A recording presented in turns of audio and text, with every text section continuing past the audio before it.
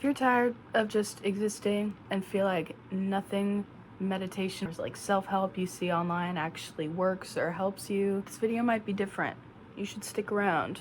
When you think about meditation, you probably think of a monk outside on a yoga mat, sitting crisscross, going like this.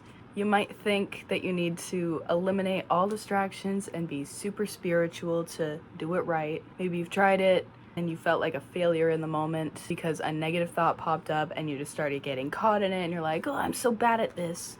I can't do it. I want you to throw all of that out the window, defenestrate it, okay? Yes, that's a word. This video is about breaking down what meditation actually is and how it can help you actually deal with anxiety and overthinking, and why it's actually way easier and way simpler than you think. Sorry about the glare on my glasses.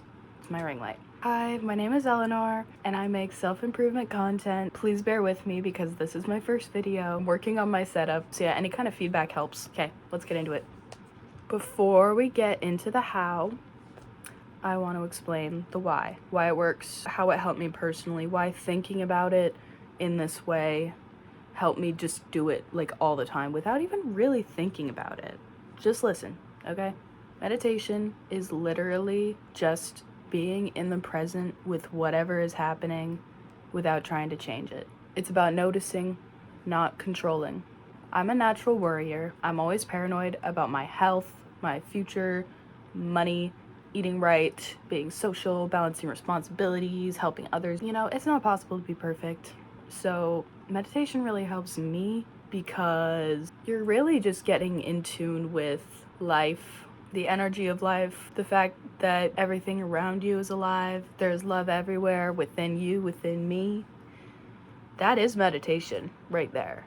But I understand it's really hard to get into that mindset if you're depressed, feeling hopeless, like you're just exhausted by living. But so many of your perceived problems, I know there are real problems. I'm not talking about fixing your problems. I'm talking about helping them not control you. But a lot of them are imaginary. They're social things, they're in your head, when in the moment you are okay. Like, take a look at where you are right now. Is there anything wrong? I'm so serious. Is there anything wrong right now? That's meditation. You're being present. You are okay. Something you gotta understand is that you cannot control your thoughts. They are not you. You can't control what pops into your head. If I tell you right now, whatever you do, don't think about an orange cat. I bet you're seeing an image of an orange cat in your head right now. If you can't control your thoughts, why would you let them control you? Because in the moment, you're okay. There's nothing, it's all in the head. And I understand problems are real, but you don't have to always be living in it. Your brain is wired to stay alive. It's focused on finding problems. And that was useful when we were hunter-gatherers, because that's how we evolved. Anxiety and fear was useful. The fight or flight response, it came and went super quickly. It was for when you're in a forest and you hear something really big step on a twig and you're like, I'm in danger. The thing about how we live today, like sedentary lives, like we're mostly protected from like natural predators, I guess. And the anxiety gets trapped in our bodies. And we don't really have much of an outlet for it, unless you like exercise, whatever. So that's why depression and anxiety is so high today. Part of the reason. It's also that phone. Get off the phone. But what I'm trying to say is that if you can intentionally focus your mind on something, which is all meditation is, it halts the cycle of negative thinking. And it makes you feel like you again. It makes you feel human again. Like how we were meant to live. I want you to try something with me. Wherever you are right now, it doesn't matter where. I guess if you're in public, you might look a little bit weird. But close your eyes and just notice your breath. Just notice it. Don't try to change it. or breathe too quickly or deeply. Just pay attention to it. Put all of your mental energy right now into the feeling of your stomach rising and falling, or your chest rising and falling. The feeling of air just moving through you. If you get distracted, that's fine. That is part of it. That's good. But gently guide your attention back. Ignore whatever just popped into your head about work or school. Ignore it. Push it to the side, because it's not actually real. Picture the air you're breathing right now as an electric energy force that's moving through you, circulating from your head down into your toes. You could picture this energy force as a ray of happiness and light. Just keep noticing your breath.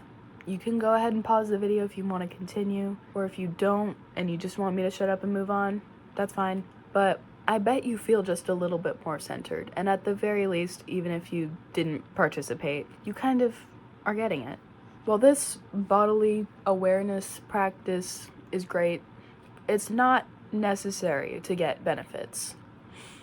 I suggest you find something, anything that works for you. There are so many different kinds of ways to meditate. There's guided meditations online. There's literally just noticing and being aware, and that's what I do.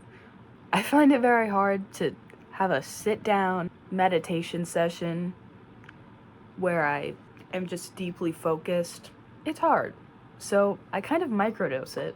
It can be you focusing intensely on one single part of your body, like your foot, and all the sensations on it, like gravity, heat, clothing. Does it feel tingly? Does it feel different from the other foot? Like, doesn't have to be complicated. One thing I like to do whenever I'm having a panic attack that completely gets my mind off of it is to look at one object around me and study it and try not to think about anything else. Because, the moment I do, those not real thoughts come back again and haunt me. When I was a kid, my anxiety always manifested as intense nausea, and I was terrified of throwing up, so I would basically just have a panic attack every time I was nauseated. Anytime I got anxious, it was a vicious cycle. It was horrible. But something I liked to do that I didn't even realize was meditation until my dad told me was to go out onto my back porch barefoot and just feel the rain of the deck on my feet. And, I still do this to this day, not like exactly the porch thing, but I get cold until I'm shivering, until that's all I can think about. And, well, that doesn't really sound like meditation, but it does essentially the same thing. Meditation is very, very simple. I highly encourage you to explore different methods of meditating and find little ways in your life to bring more awareness to reality rather than this imaginary world of worry that you have in your head. Trust me, I get it. I'm anxious all the time. I'm anxious about whether this video looks good, but it's my first video, and it doesn't matter. I'm anxious about the fact that you can see my books there. In the end, meditation for me is about saying, well, it was never actually that serious. It's not complicated. So, if nothing else, I want you to remember this. Meditation is not about doing it right. It's about coming home to yourself. And you deserve that kind of peace. I hope you found this video enlightening, or at least helpful. Let me know down below how you practice mindfulness or what you're curious about. I would love to hear your experiences. I'm planning to post about 3 or 4 videos a month. That's what I'm aiming for. I'm trying. So help me out. Hit subscribe if this even helped you a little. Thanks for being here. Bye.